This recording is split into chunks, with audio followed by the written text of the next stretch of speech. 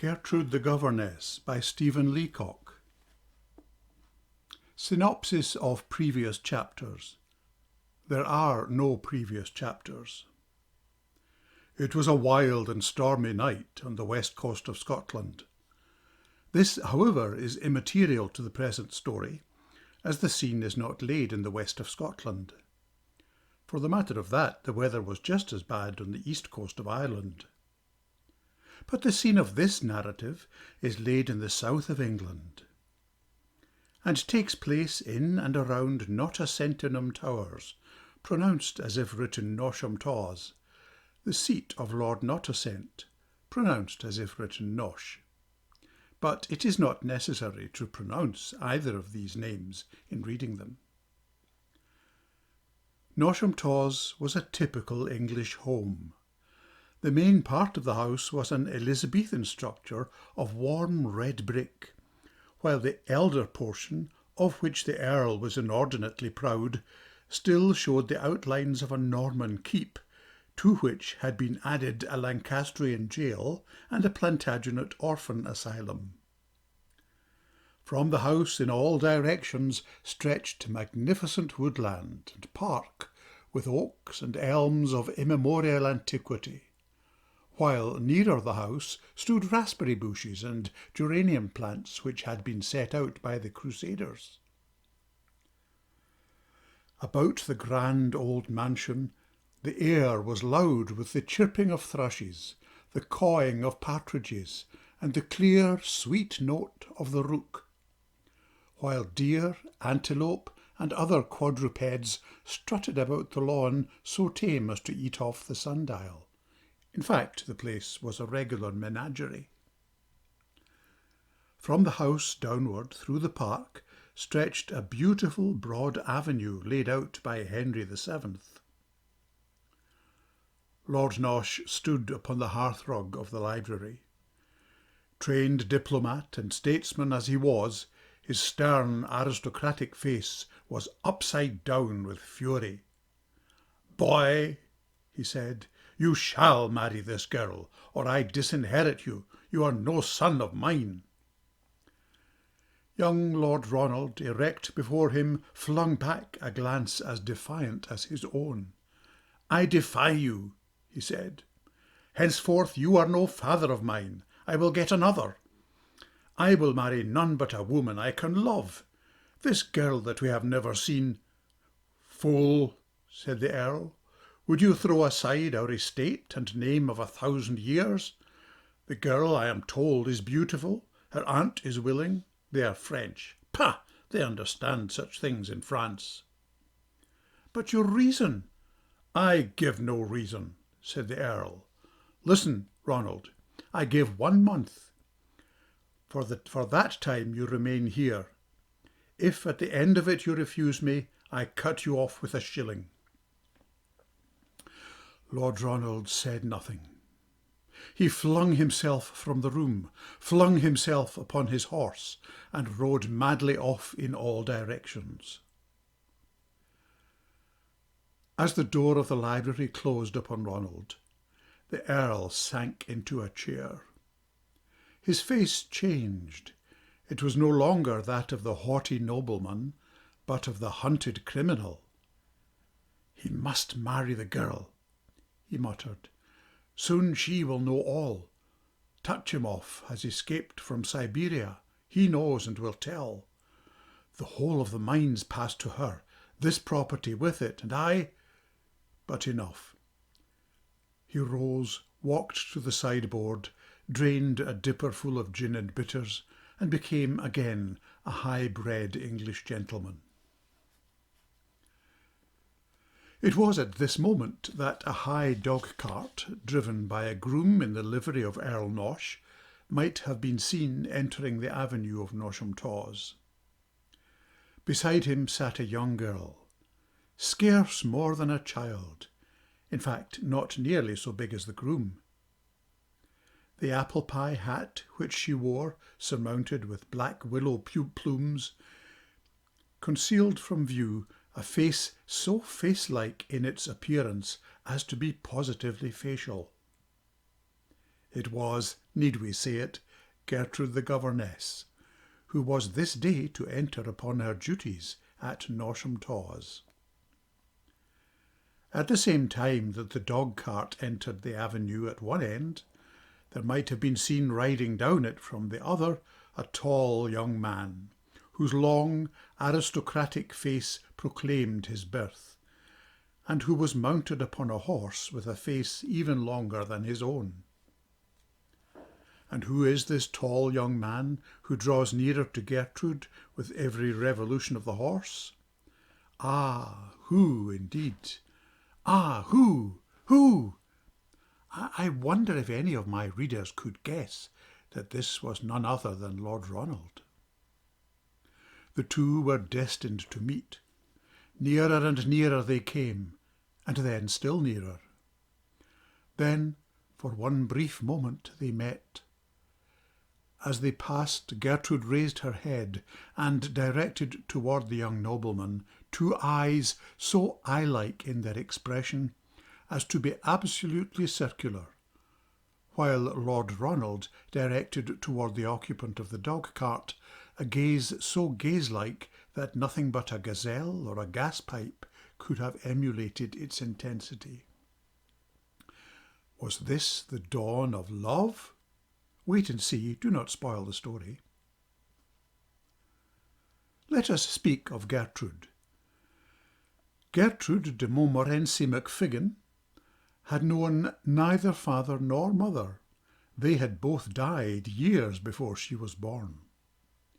Of her mother she knew nothing, save that she was French, was extremely beautiful, and that all her ancestors and even her business acquaintances had perished in the Revolution.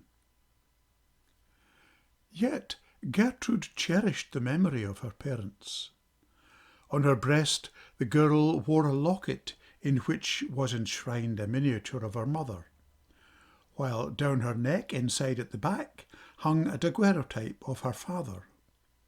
She carried a portrait of her grandmother up her sleeve, and had pictures of her cousins tucked inside her boot, while beneath her, but enough, quite enough. Of her father, Gertrude knew even less. That he was a high-born English gentleman who had lived as a wanderer in many lands, this was all she knew.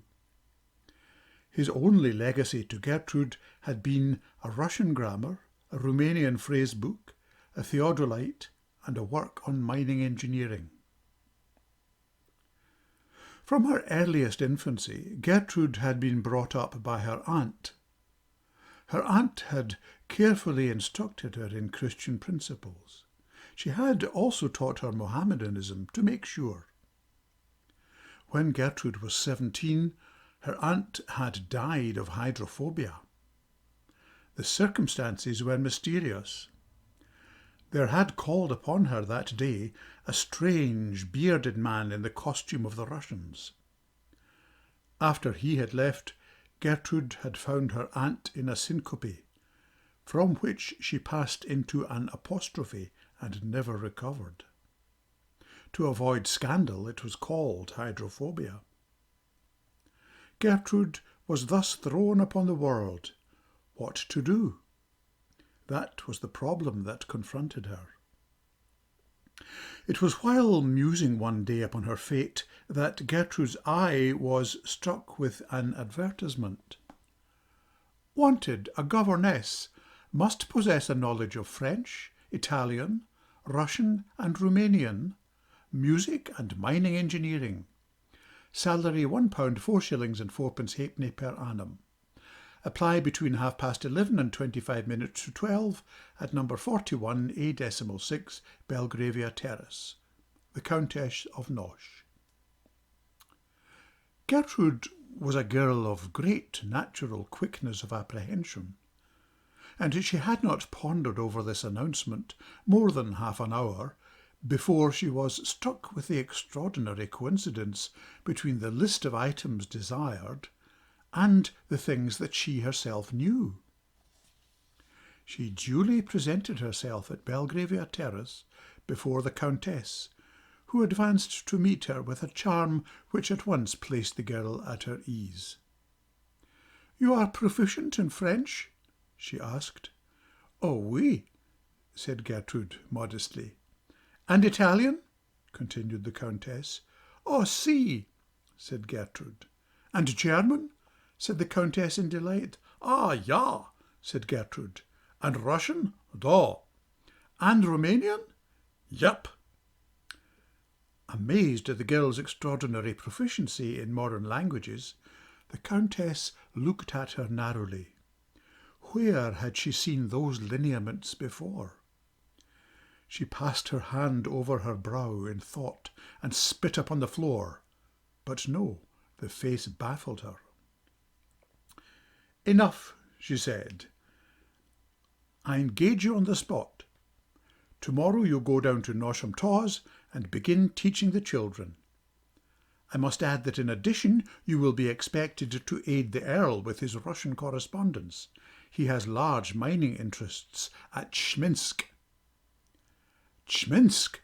Why did the simple word reverberate upon Gertrude's ears? Why? Because it was the name written in her father's hand on the title page of his book on mining. What mystery was here? It was on the following day that Gertrude had driven up the avenue.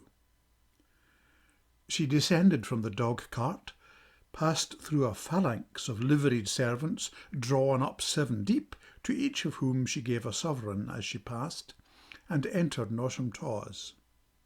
"Welcome," said the Countess, as she aided Gertrude to carry her trunk upstairs. The girl presently descended and was ushered into the library, where she was presented to the Earl. As soon as the Earl's eye fell upon the face of the new governess, he started visibly. Where had he seen those lineaments? Where was it? At the races? Or the theatre? On a bus? No, some subtler thread of memory was stirring in his mind. He strode hastily to the sideboard, drained a dipper and a half of brandy, and became again the perfect English gentleman. While Gertrude has gone to the nursery to make the acquaintance of her 2 tiny golden-haired children who are to be her charges, let us say something here of the Earl and his son. Lord Nosh was the perfect type of the English nobleman and statesman. The years that he had spent in the diplomatic service at Constantinople, St. Petersburg, and Salt Lake City had given to him a peculiar finesse and noblesse, while his long residence at St. Helena, Pitcairn Island, and Hamilton, Ontario, had rendered him impervious to external impressions. As deputy paymaster of the militia of the county, he had seen something of the sterner side of military life, while his hereditary office of Groom of the Sunday Breeches had brought him into direct contact with royalty itself. His passion for outdoor sports endeared him to his tenants. A keen sportsman, he excelled in fox hunting, dog hunting, pig killing, bat catching, and the pastimes of his class. In this latter respect, Lord Ronald took after his father. From the start, the lad had shown the greatest promise. At Eton, he had made a splendid showing at battledore and shuttlecock, and at Cambridge had been first in his class at needlework. Already his name was whispered in connection with the All-England Ping-Pong Championship, a triumph which would undoubtedly carry with it a seat in Parliament. Thus was Gertrude the Governess installed at Nosham Taws. The days and the weeks sped past. The simple charm of the beautiful orphan girl attracted all hearts. Her 2 little pupils became her slaves. "Me loves oo," little Raeshelfrida would say, leaning her golden head in Gertrude's lap. Even the servants loved her. The head gardener would bring a bouquet of beautiful roses to her room before she was up. the second gardener a bunch of early cauliflowers, the third a spray of late asparagus, and even the 10th and 11th a sprig of mangel-wurzel or an armful of hay. Her room was full of gardeners all the time, while at evening the aged butler, touched at the friendless girl's loneliness, would tap softly at her door to bring her a rye whisky and seltzer or a box of Pittsburgh stogies. Even the dumb creatures seemed to admire her in their own dumb way. The dumb rooks settled on her shoulder, and every dumb dog around the place followed her. And Ronald, Ronald, yes indeed. They had met. They had spoken. What a dull morning, Gertrude had said. Quel triste matin. Was für ein allerverdammter Tag. Beastly, Ronald had answered. Beastly. The word rang in Gertrude's ears all day. After that, they were constantly together. They played tennis and ping-pong in the day, and in the evening, in accordance with the stiff routine of the place, they sat down with the Earl and Countess to 25-cent poker. And later still, they sat together on the veranda and watched the moon sweeping in great circles around the horizon. It was not long before Gertrude realised that Lord Ronald felt towards her a warmer feeling than that of mere ping-pong.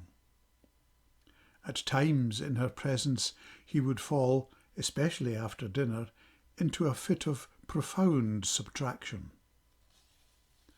Once, at night, when Gertrude withdrew to her chamber, and before seeking her pillow prepared to retire as a preliminary to disrobing, in other words, before going to bed, she flung wide the casement, opened the window, and saw, the face of Lord Ronald.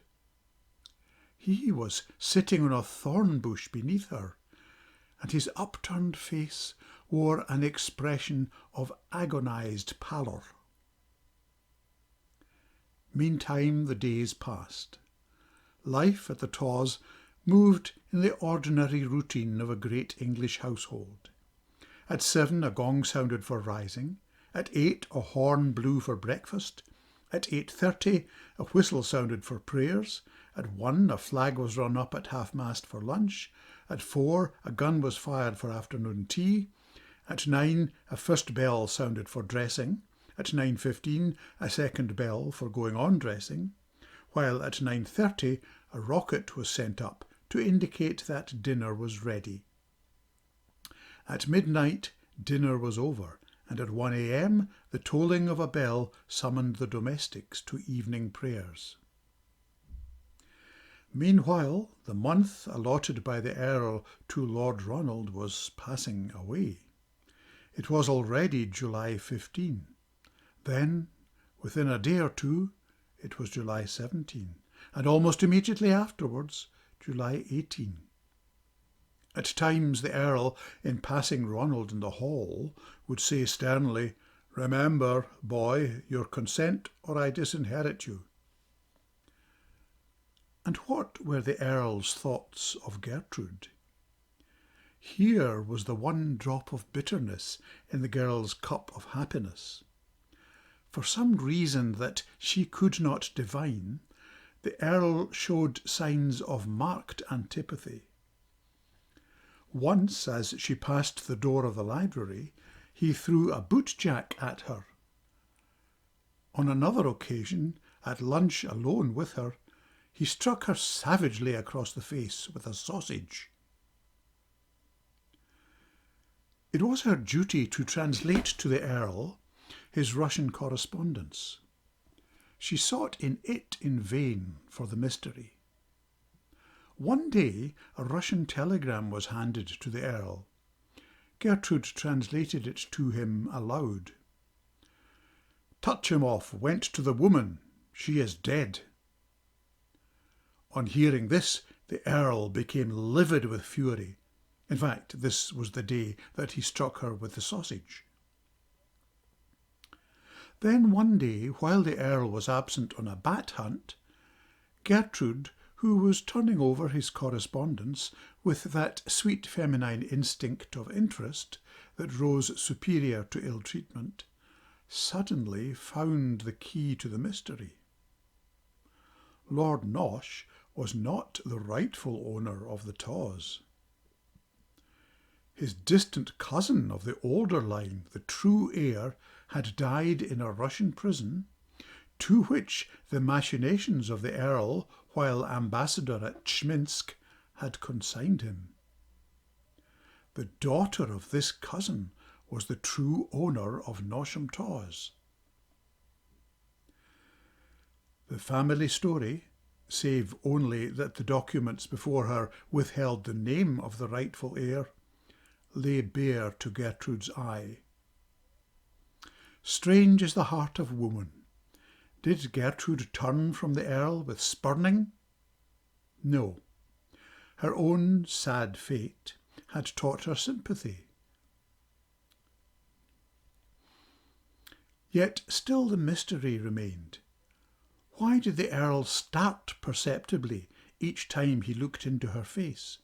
Sometimes he started as much as 4 centimetres, so that one could distinctly see him do it.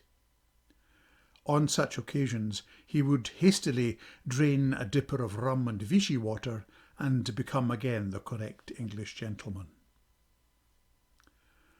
The dénouement came swiftly. Gertrude never forgot it. It was the night of the great ball at Nosham Taws. The whole neighbourhood was invited. How Gertrude's heart had beat with anticipation, and with what trepidation she had overhauled her scant wardrobe in order to appear not unworthy in Lord Ronald's eyes. Her resources were poor indeed, yet the inborn genius for dress that she inherited from her French mother stood her in good stead. She twined a single rose in her hair and contrived herself a dress out of a few old newspapers and the inside of an umbrella that would have graced a court. Round her waist she bound a single braid of bag-string, while a piece of old lace that had been her mother's was suspended to her ear by a thread. Gertrude was the cynosure of all eyes. Floating to the strains of the music, she presented a picture of bright girlish innocence that no one could see undisenraptured. The ball was at its height. It was a way up. Ronald stood with Gertrude in the shrubbery. They looked into one another's eyes. "Gertrude," he said, "I love you." Simple words, and yet they thrilled every fibre in the girl's costume. "Ronald," she said, and cast herself about his neck. At this moment the Earl appeared standing beside them in the moonlight. His stern face was distorted with indignation. "So," he said, turning to Ronald, "it appears that you have chosen." "I have," said Ronald with hauteur. "You prefer to marry this penniless girl rather than the heiress I have selected for you." Gertrude looked from father to son in amazement. "Yes," said Ronald. "Be it so," said the Earl, draining a dipper of gin which he carried and resuming his calm. "Then I disinherit you. Leave this place and never return to it." "Come, Gertrude," said Ronald tenderly. "Let us flee together." Gertrude stood before them. The rose had fallen from her head. The lace had fallen from her ear, and the bag-string had come undone from her waist. Her newspapers were crumpled beyond recognition. But dishevelled and illegible as she was still mistress of herself. "Never," she said firmly. "Ronald, you shall never make this sacrifice for me." Then to the Earl, in tones of ice, "There is a pride, sir, as great even as yours. The daughter of Metchnikoff MacFiggin need crave a boon from no one."